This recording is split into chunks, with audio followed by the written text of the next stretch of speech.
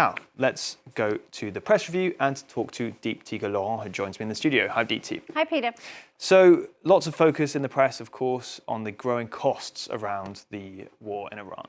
Yeah, that's right. It's one of the things that the Guardian newspaper today is talking about. The war in Iran cost the U.S. $12.7 billion by day 6. It says that total is likely to have exceeded $18 billion now. Where are America's war dollars going in a war that was never declared in the first place, the Guardian asks.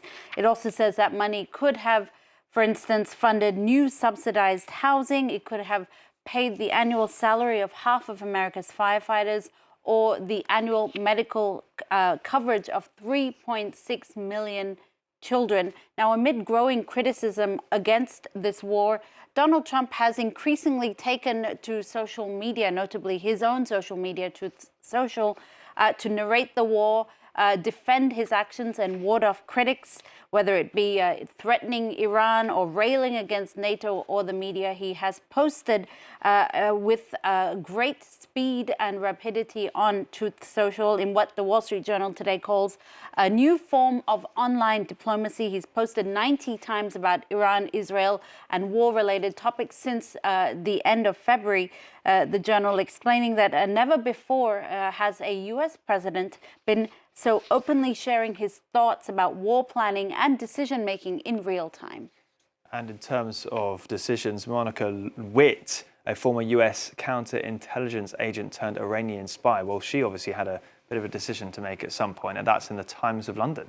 Yeah, that's right. This is a really fascinating read, going back on an old story, but also looking at it in the perspective of the war in Iran. So this is Monica Witt, who was a decorated U.S. veteran with access to top secret information, who turned into an Iranian spy who was by agents linked to Iran's Islamic Revolutionary Guard Corps. In 2013, she defected to Iran in what was considered one of the biggest intelligence betrayals in modern U.S. history. Experts say, according to the paper, that she could be a deadly secret weapon for the Islamic Republic.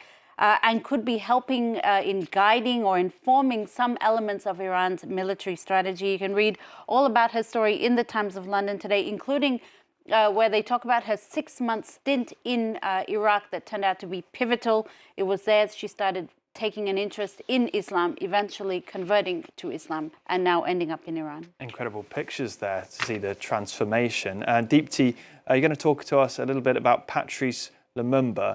People have been remembering the man who was assassinated 65 years ago. Yeah, that's right. And it comes in the wake, Peter, of a Brussels court ruling this week that a former Belgian diplomat should stand trial for Patrice Lumumba's brutal political assassination in 1961. This story is making the front page of Deutsche Welle, the French version of Deutsche Welle, a trial into the assassination of Patrice Lumumba. It says he was assassinated in 1961. Etienne Davignon is the only person alive of the 10 people who are accused by the Lumumba family of having participated in his death. And Davignon, 92-year-old former Belgian diplomat, 91-year-old former Belgian diplomat Davignon was charged with war crimes this week. He was actually a former vice president of the European Commission. He's denied all charges, Deutsche Welle, saying the decision comes 15 years after the Lumumba family first filed a complaint. Now, there's a very interesting article in the New York Times today, which looks back at his life and his political career. The Times recounting that Lumumba led a national political party pressing for independence in 1958. As the first prime minister of an independent Congo, now known as Democratic Republic of Congo, his government ultimately failed to gain control of the military and so never really found stability. Nonetheless, Lumumba is revered as a Nelson Mandela-like figure, charismatic with a distinctive style and incendiary speeches, including one that he delivered against colonialism in front of or rather in favor of independence in front of Belgium's royal family. He was brutally assassinated. He was beaten, tortured, and shot by a firing squad. His body was dissolved in acid, and a UN report blamed Belgian mercenaries and local officials. Peter.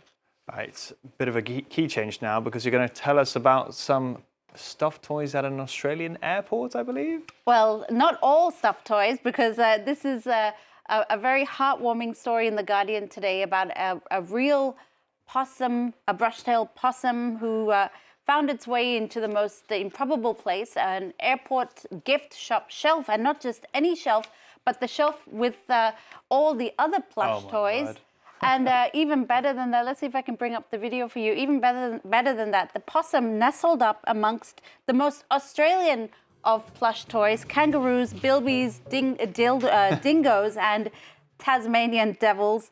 It remained calm as there it is. It's very cute. Remained calm as it was later escorted out of the terminal, but staff at the shop now say they will vote on a name and put a picture up of the possum at the front of the shop. So they're not going to stuff it? Just to have clarification. No, that did not take a dark turn at all. Okay, good. I'm really glad. But I would have absolutely got a heart attack if I had been browsing the aisles. I don't know why I would have been browsing the aisles for a stuffed toy, but that would have literally killed me. Yeah, I think the person who found it would remain very calm. I think Yes, it was a very natural thing to happen in Clearly. Tasmania. Yeah, that's true, actually. Right. That happens to the best of Australians. Exactly.